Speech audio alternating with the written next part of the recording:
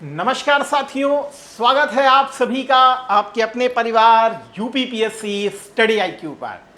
सर्वप्रथम आप सभी भाइयों बहनों को बहुत बहुत गुड मॉर्निंग, सुप्रभात। आप सभी को बहुत बहुत राधे कृष्णा, सत श्री अकाल, आदाब, वट एवर जिस धर्म को आप मानते हो, बहुत बहुत नमन है। चलिए स्टार्ट करते हैं आज के सेशन को, हिस्ट्री के, जो कि है 15 मिनट का शो। और 15 मिनट में हम कुछ बेहतरीन एंशिएंट हिस्ट्री के क्वेश्चंस को आपके साथ देखने का इस समय प्रयास कर रहे हैं।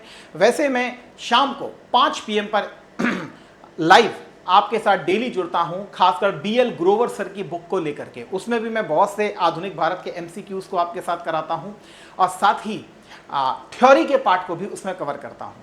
याद रखिएगा, पूरे इतिहास का सेक्शन जो है वो लगभग आपके 25+ क्वेश्चंस को तय करता है, इसलिए बहुत गंभीर तैयारी कीजिएगा इतिहास जैसे विषय की। और मैं आपके साथ इस समय SK पांडे की बुक को भी खत्म कर चुका हूं, आधुनिक भारत की स्पेक्ट्रम के भी बहुत सारे क्वेश्चन हमने देखे। और अभी BL ग्रोवर सर की हमारी बुक चल रही है, लाइव सेक्शन में आप जाकर के उसको देख सकते हैं। वैसे मैंने उसकी प्लेलिस्ट भी बनवा दी है। चलिए आज के सेशन को स्टार्ट करते हैं। इसकी PDF मैं आज आपको शेयर कर दूंगा, ठीक है। अभी 2-3 दिन से इधर नहीं शेयर कर पा रहा था, इधर आप आज आपको मिल जाएंगी सारी PDF, ठीक है। ये टेलीग्राम चैनल है, आपसे विनम्र निवेदन है, अगर नहीं ज्वाइन की हो अवश्य ज्वाइन कर लीजिए। सारा मटेरियल मैं यहीं पर आपको शेयर करता हूं, तो अवश्य ज्वाइन कीजिएगा। यह हमारा ऑफिशियल टेलीग्राम चैनल है, इसे भी अवश्य ज्वाइन कीजिएगा। यहाँ पर भी आपको बहुत सारे क्विजेस हम देते हैं। तो आज का टॉपिक है हमारा बुद्धिज्म और जैनिज्म को लेकर के ही है टॉपिक, लेकिन आज मैंने वैदिक काल का भी एक इसमें क्वेश्चन रखा हुआ है, क्योंकि पीछे का आप भूल ना जाए, इसीलिए कुछ नए क्वेश्चंस वहां से भी हम आपके लिए 1-2 लेकर के अवश्य आएंगे। चलिए आज के पहले क्वेश्चन को आपके साथ करते हैं। Consider the following statement regarding the आजीविका सेक्ट।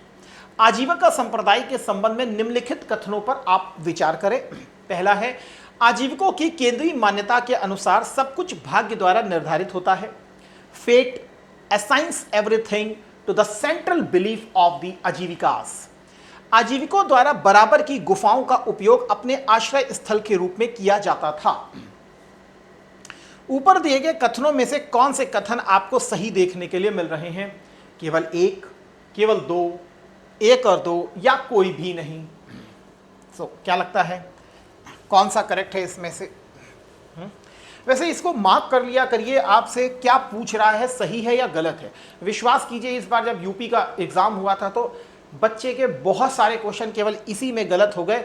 क्या उससे सही है पूछा है या सही नहीं है पूछा है? वहां पर आप भी जानते हैं प्रेशर का गेम होता है, दिक्कत होती है, इसीलिए पहले इसे मार्क कर लिया करें, सही पूछ रहा है या गलत पूछ रहा है। तो भाई चलते हैं आंसर की तरफ। देखिए यहां पर पहले की अगर मैं बात करूं, fate assigns everything to the central belief of Ajivikas, ये बात बिल्कुल सही है, क्योंकि आजीविकों का मानना था कि डेस्टिनी ही सब कुछ तय करती है, केंद्रीय मान्यता सब कुछ भाग्य द्वारा ही निर्धारित होता है। यह बात बिल्कुल सही है, ये गलत नहीं लिखा है, सही लिखा है, ठीक है। तो भाग्य के अधीन ही मानते थे कौन? आजीवक अपने आप को। इनके फाउंडर कौन थे? मक्खलीपुत्र गोसाल। मक्खलीपुत्र गोसाल जी जो थे वो इसके फाउंडर हुआ करते थे आजीविका सेक्ट के। ये कंटेम्परेरी हैं मक्खलीपुत्र गोसाल जी, किसके? महावीर स्वामी के भी और बौद्धिज्म के भी और बौद्ध धर्म के भी। तो बुद्धिज्म, जैनिज्म और आजीविका भी चल रहा है, ठीक है। तो सब कुछ भाग्य द्वारा निर्धारित होता है, यह बात सही है। सेकंड लिखा है कि बराबर की गुफाएं जो हैं उनका उपयोग अपने आश्रय स्थल के रूप में किया जाता था, यह भी बात बिल्कुल सही है। बराबर की गुफाओं का दान जो है वो आजीविकों को भी दिया गया था, ठीक है। तो आप यहां पर देख सकते हैं कि आजीविका स्कूल जो है अपने भाग्यवादी सिद्धांत के लिए जाना जाता है, जो पूर्ण भाग्यवाद और नियतिवाद पर ही आधारित है। यह मानता है कि कोई भी स्वतंत्र इच्छा नहीं है, जो कुछ भी हुआ है या हो रहा है या होगा वह पूरी तरह से पूर्व निर्धारित है और ब्रह्मांडीय सिद्धांतों का एक कार्य है। अर्थात सब कुछ भाग्य के ऊपर निर्धारित करता है। भाग्य होगा तो सेलेक्ट होंगे, भाग्य होगा तो हम सेलेक्ट होंगे ही होंगे, बस काम खत्म। यही हमारे अंदर प्रॉपर डेडिकेशन होना चाहिए, तो भाग्य भी कहेगा कि हाँ सेलेक्ट होंगे ही होंगे, ठीक है ना, तो सेलेक्ट होंगे ही होंगे, ठीक। चलिए नेक्स्ट क्वेश्चन की तरफ चलते हैं। ऋग्वैदिक समाज के संदर्भ में जरा निम्नलिखित कथनों पर विचार कीजिए। एक अच्छा क्वेश्चन मिला मुझे तो मैं लेके आया आपके लिए। वज्रपति वह अधिकारी था जो करों के संग्रह के लिए उत्तरदायी था, ओके। सेकंड था ग्रामणी, ग्राम नामक एक छोटी जनजाति इकाई का प्रमुख हुआ करता था। कौन से कथन आपको इसमें सही नहीं है पहचानने हैं? देखिए मैंने मार्क कर दिया आपके लिए, नहीं है। लेकिन प्लीज आप ऐसा करना स्टार्ट कर दीजिए, नहीं तो एग्जामिनेशन में आपको प्रॉब्लम होगी। ठीक है, वाजपेयी एक टैक्स ऑफिसर था जो कि टैक्स को कलेक्ट करने के लिए उत्तरदायी था। ग्रामीणी जो था वो ग्राम का हेड कहलाता था। इसमें से कौन सही नहीं है? ठीक है, तो आशा करता हूं आपने आंसर दे दिया होगा। चलते हैं हम आंसर की तरफ। देखिए, ये वाजपेयी जो अधिकारी हुआ करता था, ये चारागाह का अधिकारी हुआ करता था, पाश्चर लैंड का अधिकारी हुआ करता था। तो ये टैक्स को कलेक्ट नहीं करता था। टैक्स को कलेक्ट करने वाला तो भाग दूध हुआ करता था। दूध भाग मैंने बताया भी था, बहुत बार बताया, भाग दूध, दूध का भाग ले लेता था कौन? एक हमारा अधिकारी जिसे भागदूत कहते थे, और उसको संग्रह किया जाता था, एक जगह कलेक्ट किया जाता था, तो वो संग्रह करने वाला संग्रहीत्री कहलाता था। वो ट्रेजरी ऑफिसर हुआ करता था, वो कोषाधिकारी हुआ करता था, है ना। तो ग्रामीणी ग्राम जैसी छोटी इकाई का प्रमुख था, ये बात बिल्कुल सही है। हमसे गलत पूछ रहा है तो केवल एक गलत है, इसलिए हम केवल एक को मार्क करेंगे। यहां पर आप इसको पढ़ सकते हो, मैंने बहुत अच्छे से इसको दिया है। ग्रामीणी को देखिए, विलेज का ये अधिकारी है। ठीक है, सेनानी आपको याद रहेगा, पुरोहित याद रहेगा, स्पर्श को याद रख लीजिए, ये मैसेंजर हुआ करता था, स्पर्श को याद कर लीजिए। वाजपेयी को देखिए तो ये पाश्चर लैंड का अधिकारी है, चारागाह का अधिकारी है। यहां पर भागदूत को देखिए तो ये कलेक्टर है, किस चीज का? रेवेन्यू का, रेवेन्यू को कलेक्ट करता है। लेकिन हमेशा इसको पढ़ा जाता है किसके साथ? भागदूत कलेक्ट इसने किया, लेकिन रख किसके पास रहा है? ट्रेजरी में। तो ये संग्रहीत्री जो हुआ करता है, ये ट्रेजरी ऑफिसर हुआ करता है। इवन अथापति जो है आपको यहां पर चीफ जज देखने के लिए मिल रहा है। तो चीफ जज कौन था? अथापति। ठीक है, सुता जो हुआ करता था वो रथकार हुआ करता था, इसीलिए सूत पुत्र कर्ण कहा जाता था, है ना। वैसे ही पालागल भी एक मैसेंजर हुआ करता था, लेकिन ये पालागल जो था ये राजा का निजी मैसेंजर हुआ करता था। ठीक है, वैसे स्पर्श और मैसेंजर जो हुआ करते थे तो ये जो घूमते फिरते थे वो लोग हुआ करते थे स्पेशली। ठीक है, बस केवल इतना याद रख सकते हैं। यहाँ गोविकर्तन को भी देख सकते हैं, keeper of forest and games, जंगलों और खेलों का रक्षक गोविकर्तन नामक अधिकारी हुआ करता था। तो इनको याद कीजिए, ये थोड़ा सा इस पर इंपॉर्टेंट रहते हैं। एक तो ये पहले भी पूछ चुका है, अथापति को नहीं पूछा गया है। ठीक है, संग्रहीत्री को पहले पूछा गया, कोषाध्यक्ष। ठीक है, तो पालागल कौन है? मैसेंजर है, इसको भी दिमाग में आपको अवश्य रखना चाहिए। नेक्स्ट क्वेश्चन, भारत के सांस्कृतिक इतिहास के संदर्भ में पारमिता शब्द का सही वर्णन निम्नलिखित में से कौन करता है? सबसे पुराने धर्मशास्त्र ग्रंथ जो कि सूत्र शैली में लिखे गए हैं, दार्शनिक संप्रदाय जिन्होंने वेदों के अधिकारों को स्वीकार नहीं किया है, वे पूर्णताएं जिनकी प्राप्ति से बोधिसत्व मार्ग पर अग्रसर हुआ जाता है, या पूर्व मध्यकालीन दक्षिण भारत के शक्तिशाली व्यापारी। पारमिता शब्द किसको आपको संबोधित करता है? तो Dharmashastra text written in aphoristic style, philosophical school that did not accept the authority of the Vedas, perfection whose attainment led to the Bodhisattva path, powerful merchant guilds of early medieval South India. What will be the answer? आशा करता हूं answer आपने दे दिया हो। पारमिता, जो पार उतार दे, that is called Paramita. मित का मतलब क्या? मित, पार, जो पार आपको उतार दे, ऐसा मित्र होना चाहिए, दैट इज पारमिता। ठीक है ना, तो वो पार उतारने वाले कौन है? बोधिसत्वा। इसीलिए तो उन्होंने अपने महापरिनिर्वाण को अभी त्यागा हुआ है, वो अभी निर्वाणा की स्टेज में है। ठीक है, और लोगों के वेलफेयर के लिए वो क्या कर रहे हैं? वो लोगों को पार उतार रहे हैं। जैसे हमारे प्रेमानंद महाराज जी, तो वो पारमिता में आ चुके हैं। ठीक है, वो बोधिसत्वा के रूप में दूसरे को पार निकाल रहे हैं, इसीलिए लोग उनके पास पहुंच रहे हैं, उनके आदर्शों को एक्सेप्ट कर रहे हैं, अपने जीवन को भी धन्य बना रहे हैं, लोगों के जीवन को भी धन्य बना रहे हैं। तो पारमिता ये हुआ करता था। यहां पर आप इसको देख सकते हैं। पारमिता का अर्थ पूर्णता के रूप में होता है। बुद्ध बनने के मार्ग पर पारमिताएं उन गुणों का प्रतिनिधित्व करती हैं जिन्हें बोधिसत्वा अपने कर्मों और क्लेशों को शुद्ध करने तथा बोधिचित्त विकसित करने के उद्देश्य से पूर्ण करने का प्रयास करते हैं। This one is your Paramita. ठीक, नेक्स्ट क्वेश्चन, सारनाथ की भूमि स्पर्श मुद्रा वाली बुद्ध की प्रतिमा किस काल से संबंधित है? क्योंकि बौद्ध से संबंधित है और आपको मालूम है कि भूमि स्पर्श मुद्रा का बहुत बड़ा महत्व है। यहां पर एक नॉर्मल सा क्वेश्चन है, चलिए कोई बात नहीं, क्योंकि बुद्ध मूर्ति है, इसे हम आगे जाके आपके साथ देखेंगे। वैसे ये गुप्त काल की है, लेकिन हमारे लिए भूमि स्पर्श बहुत इंपॉर्टेंट है।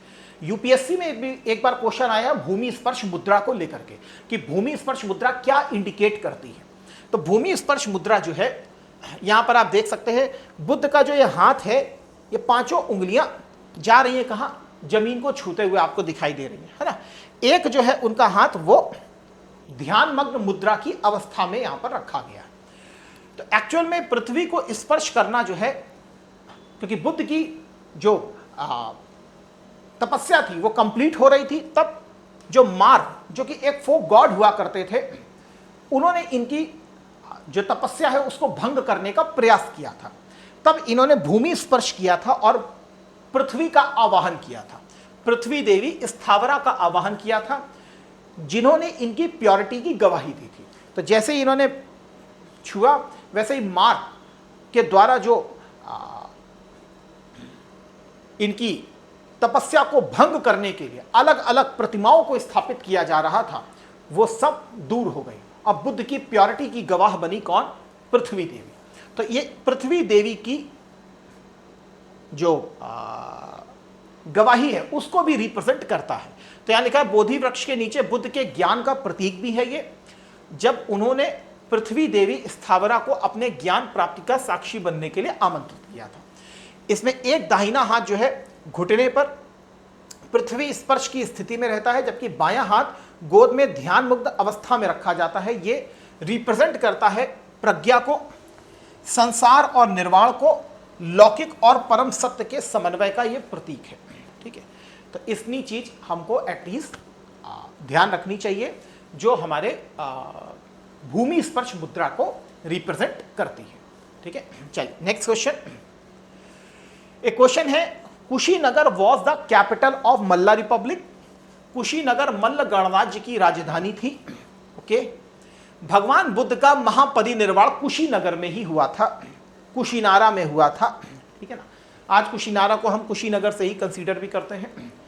तो क्या लगता है आपको आंसर? ए और आर दोनों सत्य हैं और आर ए की सही व्याख्या कर रहा है। यहां पर ए और आर दोनों सत्य हैं, लेकिन वो सही व्याख्या नहीं कर रहा है। ए सत्य है, आर असत्य है, ए असत्य है, आर सत्य है। तो क्या लगता है आंसर?